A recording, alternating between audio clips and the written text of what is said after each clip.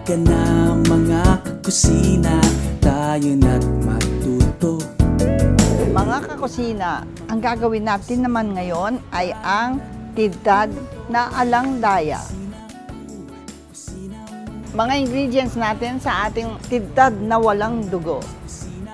Meron tayong baboy na in-slice, yung kasim, meron tayong laman loob. Pinakulo na natin ito para lumambot. Bawang, sibuyas at yung sili. Meron tayong paminta at ang ating broth, pampalasa sa ating tidtad. Salt and pepper to taste. Pinaka-importante dyan ay ang ating suka. Ang gusto ko po sabihin, ang ating tidtad ay wala pong dugo. Para pong a little bit of fusion.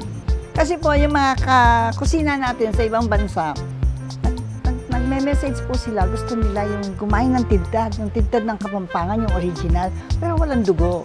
Kaya po itong gagawin natin, pag kinain mo, lasa po ng original ay yung antigong tidtad ng Kapampangan, pero wala po siyang dugo. Yung iba naman po tiga dito, ayaw naman po nila yung dugo. Kaya po, ito po ay para sa kanila. Magigisa na po tayo ngayon sa ating tidtad na alang-daya. Gaya po ng dati, lagyan natin ng mantika,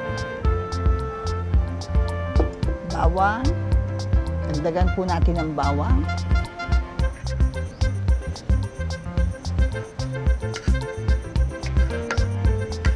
Ito po ang ating talyasip, masdan ninyo. Kapag bago-bago, matagal bago siya iinit.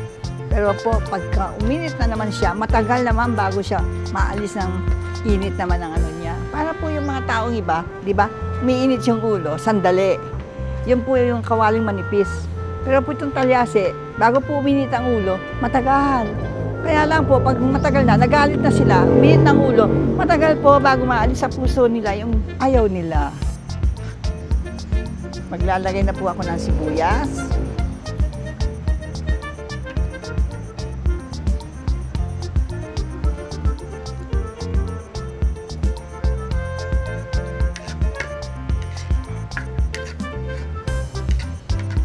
Slightly pa lang pag-init niya, hindi pa masyado.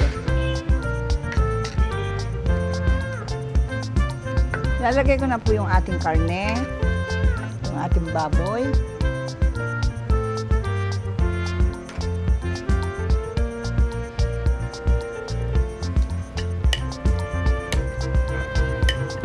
Maaari pong pag kayo'y gumawa, nasa ibang lugar kayo, maaari kayong gumamit ng yampo, kasim, pata, yung ulo ng baboy dito, parang yung sa sisig, maaari din. Maaari din po kayong gumamit ng beef. Iba-ibang karne po ang maaari nating i-substitute dito sa ating tidtad ng walang dugo.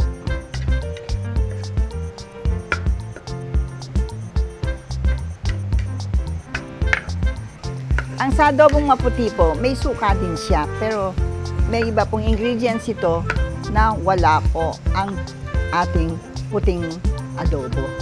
Sinusunog po yun eh. Ito hindi natin sinusunog. Ito.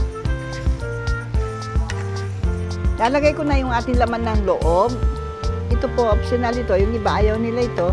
So, gaya ng sinabi ko, maaaring yung pata ng baboy.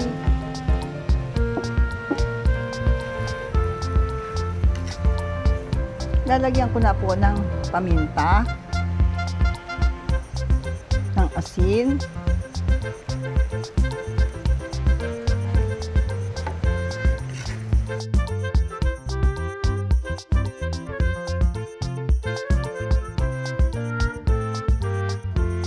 meron po tayo dito ng Golden Swan seasoning.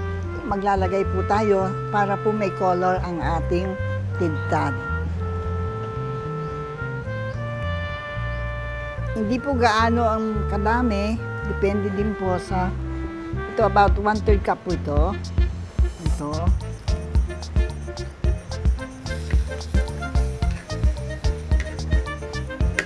Dagdagan ko pa. Another one. Para po may color lang po siya. Parang hindi siya puti. Parang hindi siya parang namutla. Parang pale masyado. Ito po. po. At saka po natin lagyan ng ating suka. Taste din po ito.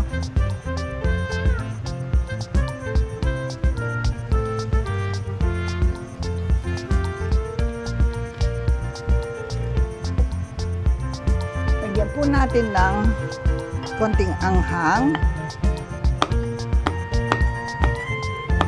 para po may lasa siyang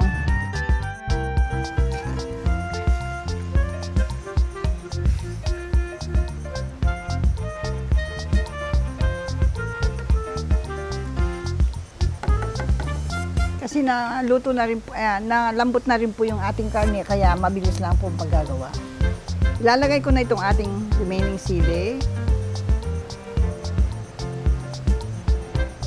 Tsaka po natin siya tikman kung tama po tama na po sa ating panlasa.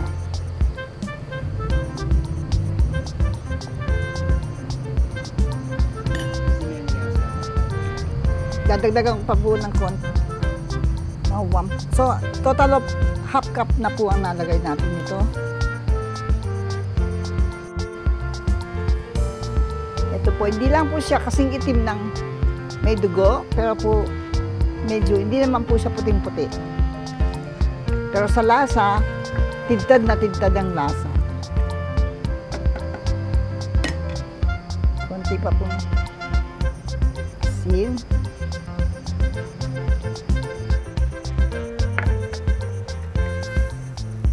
Once po yung ating sili ay luto na, off na natin po ang ating tintad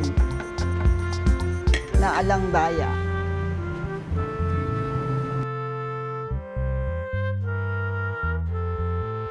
Takpan po natin ito at mga 2 to 3 minutes lang po hanggang maluto lang yung sili.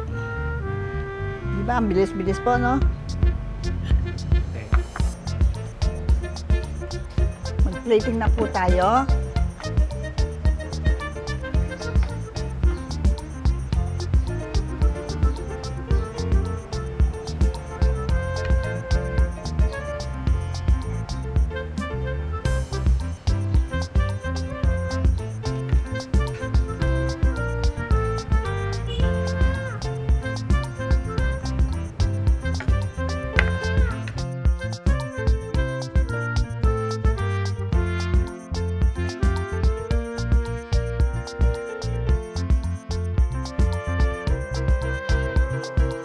Mga kakusina, ito luto ng ating tintad na walang dugo.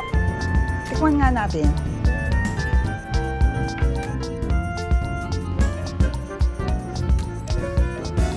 Tama na. Kalasa rin ng isang linuto natin. Wala lang siyang dugo. Ang sarap. So mga kakusina na nasa ibang bansa at sa'yo, Katunying, pwede mo nang tikman itong aking tintad na walang dugo. Masarap kainin ang ating tintad kung may puto. So, abangan ninyo po, gagawa tayo ng puto, homemade puto. From my kitchen to yours, kusina mo. From my kitchen to yours, kusina mo. Kasi po itong recipe po mga kusina na pamaya pa lang, panipid nila. From my kitchen to yours. Mga kakusina, don't forget to like, subscribe, share, and click the notification bell for more recipes. Thank you! Maraming salamat!